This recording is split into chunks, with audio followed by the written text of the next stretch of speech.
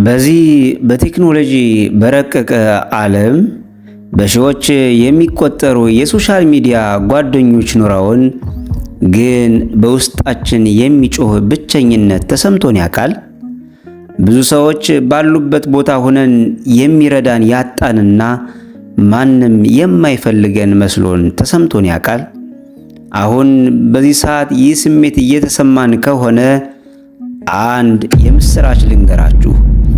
ዛሬ የምናወራው ስለ ብቸኝነት ስቃይ ሳይሆን ያንን ስሜት እንዴት ወደ ትልቅ በረከት መቀየር እንደምንችል ነው። ዛሬ የምናወራው ስለ ብቸኝነት ስቃይ ሳይሆን ያንን ስሜት እንዴት ወደ ትልቅ በረከት መቀየር እንደምንችል ነው።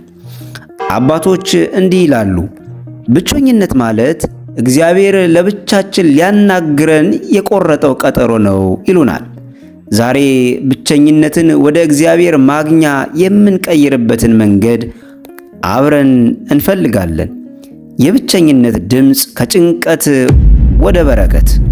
ሰላም ኦርቶዶክሳዊ ወጣቶች፣ ከመቼውም ጊዜ በላይ ራሱን የሚያውቅ እና በሃይማኖቱ የጸና በምግባሩ የቀና ትውልድ በሚያስፈልግበት በዚህ ዘመን ይህ ቻናል ወጣቶችን ወደ ትክክለኛ ኦርቶዶክሳዊ ስነ ልቦና፣ ጠንካራ ማንነትና የጠለቀ ዕውቀት ከፍ ለማድረግ የተፈጠረ የለውጥ አውደ ምሕረት ነው። በጋራ እየተማረን የተሻለ ማንነትን እንድንገነባ ሳብስክራይብ በማድረግ ቤተሰብ ይሁኑ።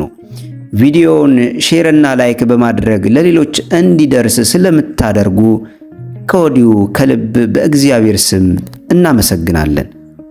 ወደ ሐሳባችን እንግባ። ዓለም ብቸኝነትን እንደ ድክመት፣ እንደ መገለል ወይም እንደ ስውር በሽታ ታየዋለች።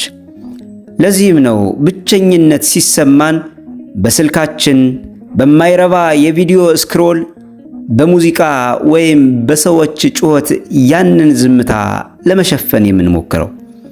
ነገር ግን ኦርቶዶክሳዊ ስነ ልቦና ሌላ ታላቅ ምስጢር አለው። ታላቁ የቤተ ክርስቲያን ሊቅ ቅዱስ ይስሐቅ ሶርያዊ እንዲህ ይለናል፣ ዝምታን ውደድ፣ ከንግግር ይልቅ ብዙ ፍሬ ታገኝበታለህና ዝምታ ከእግዚአብሔር ጋር የምታወራበት ቋንቋ ነው ይላል። ከዚህ ላይ አንድ ታሪክ ልንገራችሁ። የበረሃው ኮከብ የተባለው አባት አባ እንጦንስ በበረሃ ብቻቸውን ለዓመታት ሲኖሩ አንድ ፈላስፋ ወደ እርሳቸው መጣ። አባቴ፣ መጽሐፍት በሌለበት በዚህ ጭልጥ ያለ በረሃ ውስጥ እንዴት ብቻዎትን ይኖራሉ ብሎ ጠየቃቸው። አይደክሞትም? እርሳቸው በፈገግታ እንዲህ አሉት፣ ልጄ ሆይ፣ ለኔ መጽሐፌ የተፈጠረው ዓለም ነው፣ እግዚአብሔርን በእርሱ ውስጥ አነባዋለሁ ብለው መለሱለት። አያችሁ ወጣቶች፣ ብቸኝነት ማለት ባዶነት ሳይሆን ራስን አግኝቶ ከፈጣሪ ጋር የምናገናኝበት ሰፊ ትልቅ ድልድይ ነው። ታዲያ ብቸኝነት ሲሰማን ተተውኩ ከሚል ሐሳብ ለመውጣት እነዚህን 3 መንፈሳዊ ስልቶች እንድንጠቀም አባቶቻችን ይመክሩናል። የመጀመሪያው ለብቻችሁ መሆንን አትፍሩ ይሉናል። ቅዱስ አርሳኒዮስ ስለተናገርኩ ተጸጽቼ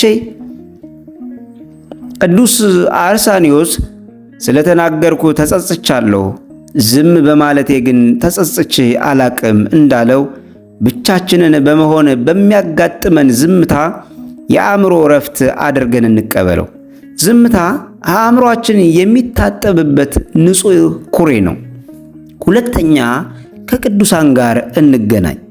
በሥጋ ብቻችንን ብንሆንም በጸሎትና በሐሳብ ግን ከመላእክትና ከቅዱሳን ጋር ነን። አባ ሙሴ ጸሊም እንዲህ ይላሉ፣ በበዓትህ ውስጥ ዝም ብለህ ተቀመጥ፣ በዓትህ ሁልህን ነገር ታስተምርሃለች ይለናል።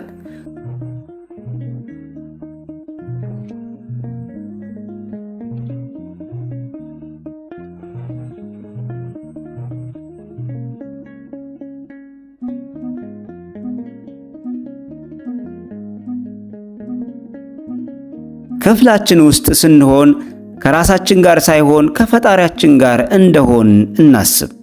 ሶስተኛና የመጨረሻው ተፈጥሮን እንመልከት። የዚህ ዓለም ጫጫታ ሰልችቶን ከሆነ ስልካችንን እናጥፋና ተፈጥሮን እንመልከት። በአንድ ቅጠል መርገፍ፣ በአንድ ወፍ ዝማሬ ውስጥ እግዚአብሔር ለኛ ብቻ የሚነግረን ምስጢር ይኖር ይሆናል። ተወዳጆች እህቶችና ወንድሞች፣ ብቸኝነትን ለፈጣሪያችን ቦታ እንድንሰጥ የተላከ ሰማያዊ መልእክት ነው።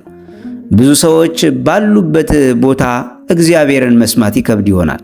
ለዚህ ነው እርሱ ለብቻችን ሊያናግረን የፈለገው። በሚቀጥለው ጊዜ ብቸኝነት ሲሰማን ሰው የለኝም አንበል። ይልቁንም እግዚአብሔር ለብቻዬ ሊያናግረኝ ይፈልጋል እንበል።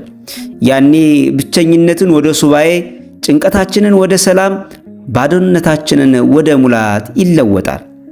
እናስታውስ፣ እኛ በምድር ላይ ብቻችንን ብንሆንም የማይታይ ጠባቂ መላእክት ያሉን፣ በሰማይ በመንፈስ ከእኛ ጋር የሚሆኑ የቅዱሳን ማህበርተኞች ነን። ይህንን ቪዲዮ ይጠቅመዋል ብላችሁ ለምታስቡት ሰው ሼር አድርጉለት። ለብዙዎች ተደራሽ እንዲሆን ደግሞ ላይክ አድርጉት። ሐሳብና አስተያየት እንዲሁም እንዲሰራላችሁ የምትፈልጉት ሐሳብ ካለ ኮሜንት ላይ ጻፉልን። ሰላም እግዚአብሔር ከሁላችን ጋር ይሁን። ወስብሐት ለእግዚአብሔር።